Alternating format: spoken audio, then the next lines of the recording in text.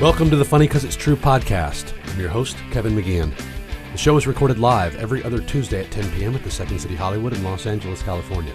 Storytellers are either predetermined or chosen randomly on the night of the show to tell a true story based on different themes, and this podcast is a mixed bag of some of my favorites.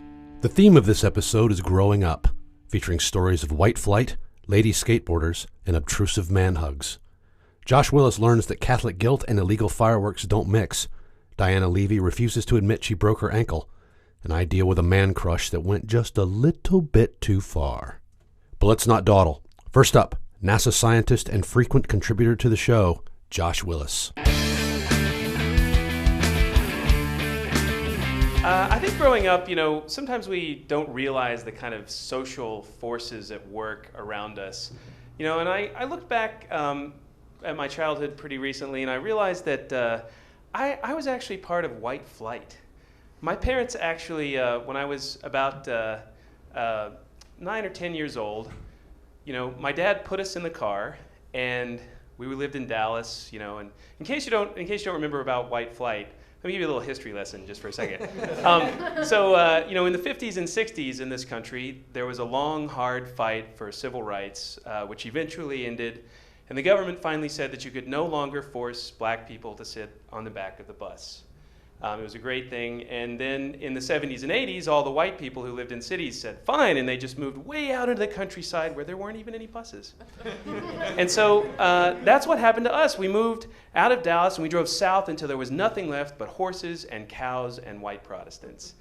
And it was really crazy because it was so uniform, it wasn't just racially uniform, it was really religiously uniform too. I only knew one kid who was Catholic, and everybody else was Protestant. And his name was Sean Fitzpatrick, and he was our, yeah, right? Couldn't have guessed. Anyway, he was our buddy, and but there were some things we kind of didn't get, we really didn't understand the whole Catholic guilt thing.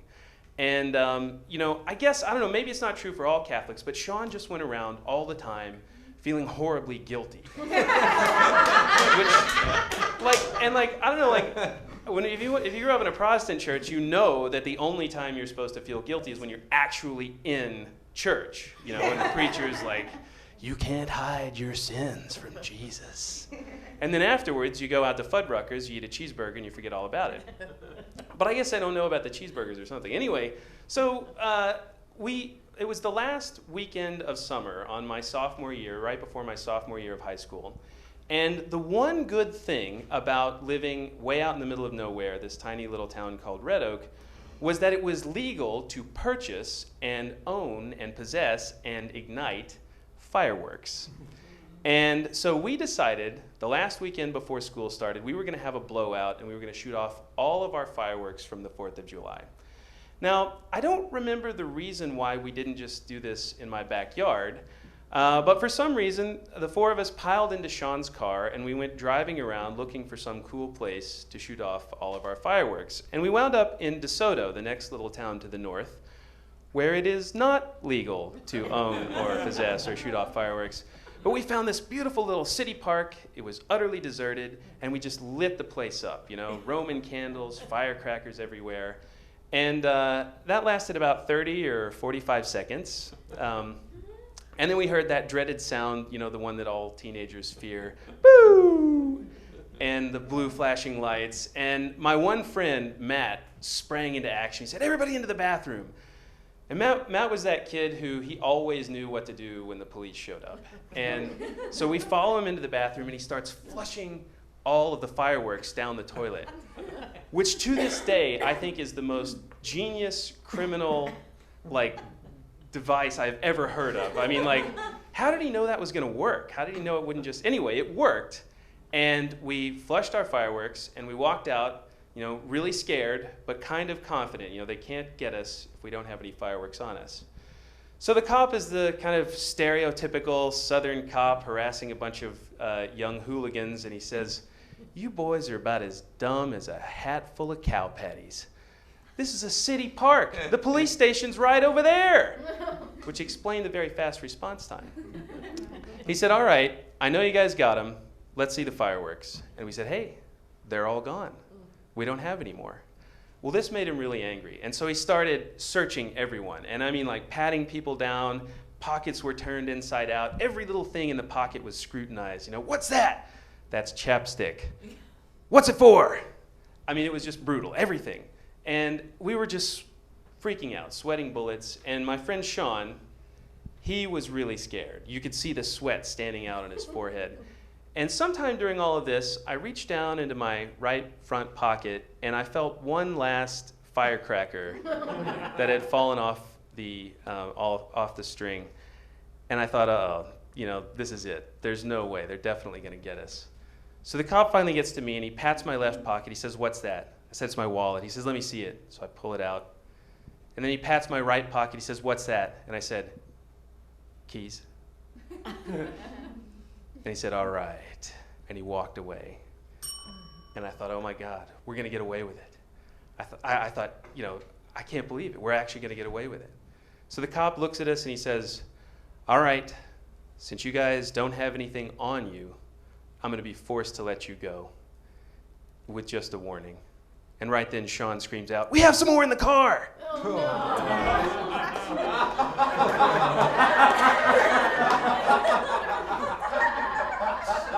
The ticket was about $300, and it actually read, for possession of a controlled substance. Oh, fireworks. We helped Sean pay it. The three or four of us, we all chipped in. We helped him pay it. But we did learn an extremely valuable lesson that day. Never let the Catholic kid drive the getaway car. Next up, Diana Levy. I grew up in New York, and I decided to go to college in LA. I had watched far too much Laguna Beach, and I had convinced myself that the West Coast surfer skater girl inside me needed to live out in LA, and that was the person that I was going to create for myself in college. I was should have been born on a skateboard, should have been on the ocean surfing, but instead I was living in New York, walking on pavement. So when I got to LA, very quickly I was like, yeah, no, I snowboard. Any of you guys do that? No, not really. Okay. So, but I wanted to be cool like everybody else who was riding around their skateboards. And very quickly I had gone on to thefacebook.com, because it was the Facebook then, and had found that there was a very cute boy named Sean Tierney in my grade who had this very same interest in me, as not only being like a cool West Coast surfer kind of guy, but he was playing beer pong in his Facebook profile picture, which meant that he was my soulmate because I was holding a red Solo cup in my Facebook picture, and so we should have definitely been hooking up and dating, what have you. So we start messaging the first week to each other, and then it like escalates to texting. I'm like, I am going to, my first week of college, make out with the cutest boy I've ever seen, and I'm going to look like a cool skater surfer girl all at the same time while painfully being from New York. And so it was the Thursday night of college, the first big bus party night, and he and I were texting, and he was like, yeah, totally, like, let's meet up after. I'm like, okay, this is awesome. Like, I don't even care what I'm doing at this bus party because I'm going back after, and I'm going to hook up with Sean Tierney at his dorm, and he's so cute, and blah, blah, blah. So then I get back, and I'm waiting for Sean Tierney to text me, and I'm like, and kind of hanging out with other boys who are not as cute, waiting around for this boy to text me. And I look down, and suddenly Sean has texted me, and he's like, yeah, come over to Wayland. Come over to my dorm. We're playing beer pong. Amazing. But right at that time, this really disgusting boy, who I will call Boner Boy, was hanging on me, hanging on me with his boner touching like my lower thigh, just like touching my thigh. And I was like, I need to get out of here. I need to get to Sean. I know he's waiting for me. And so I grabbed the closest thing I could to like superhero myself over to Wayland, which was my friend's skateboard. And I got on the skateboard, and I was riding for about 10 to 12 seconds. First time ever on a skateboard. And I hit a crack. And I fell back. And I hit the ground, and the first thing I said was, I broke my ankle. And the people that I was with, they're like, no way, you didn't break your ankle. Because they were all like skaters. They're like, no way, man, you didn't break it. I'm like, no, I really think I broke it. No big deal, whatever. Like, lift me up, bring me over the sidewalk. My right foot was literally facing the other direction.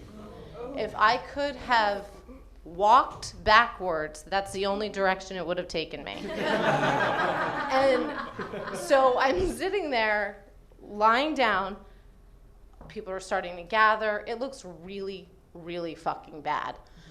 And I'm like, I gotta text Sean. I gotta tell him I'm not gonna make it. So I grab my phone, like, this is before iPhones and smartphones, so I'm like, hey, Sean, not gonna make it. Fell, let you know later. And he was like, what do you mean fell?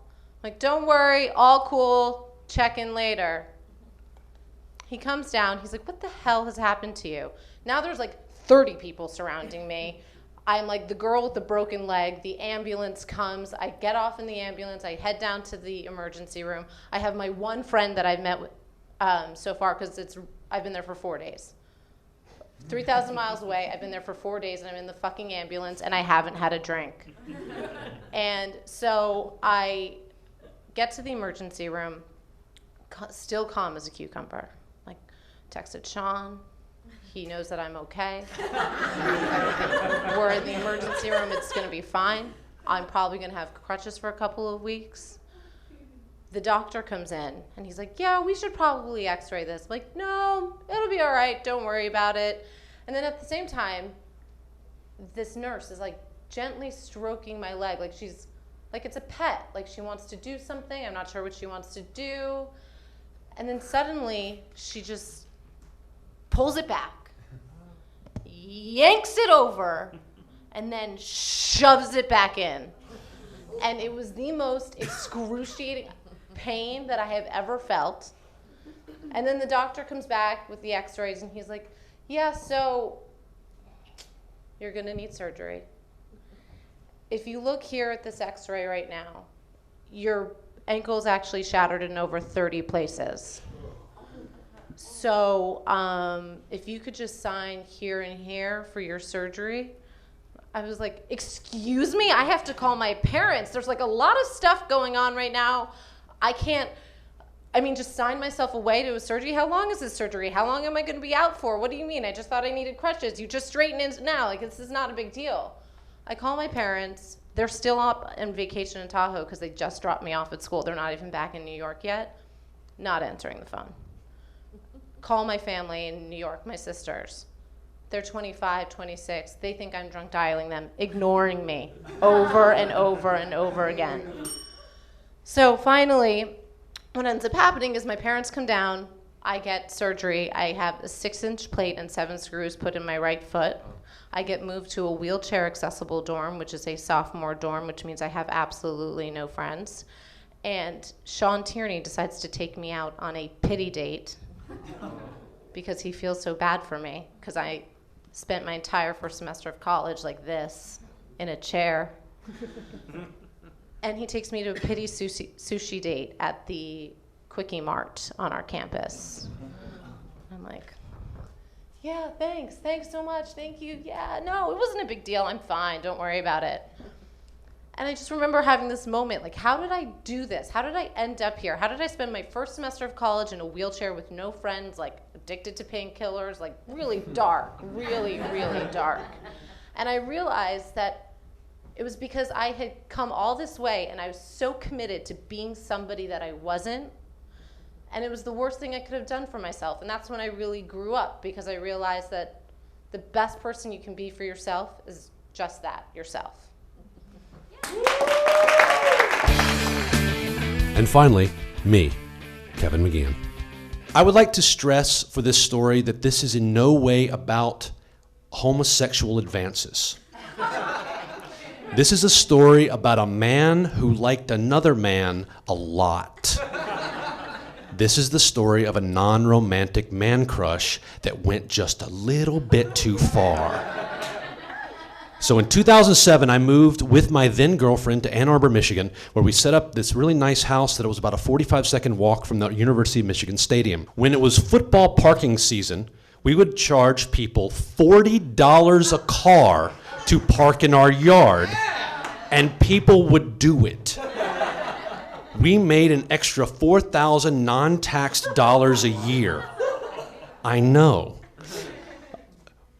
Saturday game days are always big events, so you got to meet your neighbors. And the neighbors that we met were this couple that were around our age and had our similar interests, and we got along very, very well with them.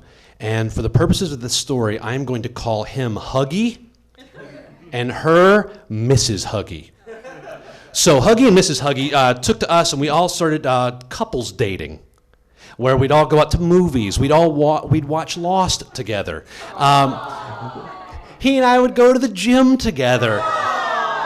We would drink wine and talk about life. It was great.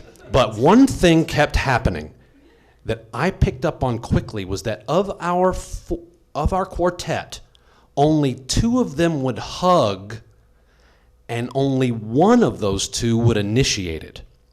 So every time Huggy and Mrs. Huggy came over to the house, immediately he would run to me and just hug me hard, like we'd been in a war and we'd seen some shit. And this started escalating more and more to where my girlfriend and I started laughing at it, that what is happening right here? So we started doing an experiment, which was, here was our statement. What will it take for Huggy to not hug me anymore? So I would try different tactics. One of them was when he would come in the house and come to me, I would close my body off to see if that was a deterrent, and it wasn't. He would just hug me from the side. There were other times where I would be in the other room on the phone when they showed up, and he would come into the room and say, "Hey man, how's it going?" That didn't work either. Eventually I just accepted it, and we kept trying new things, but I just accepted it. Now, we would go out on couples dates a lot, and we called them that, where we're going out on a date tonight. And one of our couples dates was to go see the movie Leatherheads, and my girlfriend and I got there first, and we're sitting in the row. Huggy and Mrs. Huggy arrive, and they stand at the end of the aisle, and they start to converse back and forth, presumably to see who are you going to sit by. So Mrs. Huggy goes first, and she walks past me. I stand up politely. She goes past. She sits next to my girlfriend. And then as I'm sitting down, arms grab me, pull me close, and I can feel breath on my ear as well as a lip on my ear as he says, "I'm really looking forward to date night." Now, my reaction to this may have been a couple reasons. One, in the movie Leatherheads, a friend of mine was in that and had a nice role in it. And I was way off in Ann Arbor, Michigan. I felt so far away from the world that I knew for a long time. And maybe I was kind of upset with that and where I was going. Or maybe I was just grumpy from not eating food. But when he grabbed me and said, "I'm looking forward to date night," I turned to him and said, "What the fuck are you doing? Never do that again."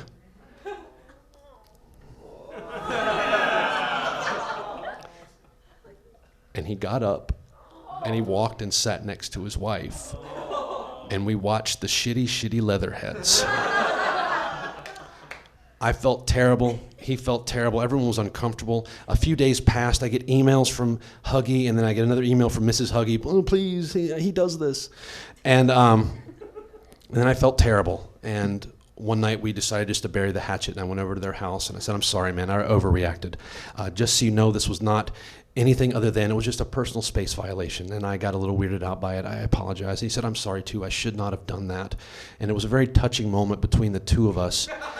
And then we stood there, and there was nothing else to do except hug. So to answer the question of our experiment, what does it take to get him to stop hugging me? Nothing. Nothing will stop it. That's it. That's our show. Special thanks to our storytellers Josh Willis and Diana Levy. Also thanks to Jason McNichols, Mark Warzeka, the Second City Hollywood, and the Comedy Podcast Network for producing the show. You can like Funny 'Cause It's True on Facebook to find out upcoming show dates and themes. All the past episodes are available for free download on the Comedy Podcast Network and iTunes. While on iTunes, feel free to leave a rating and a comment about the show. The more comments help the show grow to a broader audience on iTunes, plus it appeases my staunch desire for approval and acceptance. If you would ever like to see the live show, Funny 'Cause It's True is every other Tuesday at 10 p.m. at the Second City Hollywood, located on historic and douchey Hollywood Boulevard. So come out, put your name in contention, and maybe you'll get chosen to tell a true story on stage, and from there, get chosen to be on the podcast. My name is Kevin McGeehan.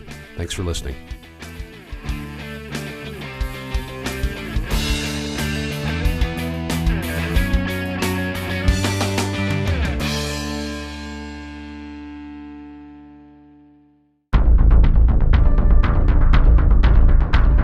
You have received this transmission from the Comedy Podcast Network. For more shows, visit comedypodcastnetwork.com.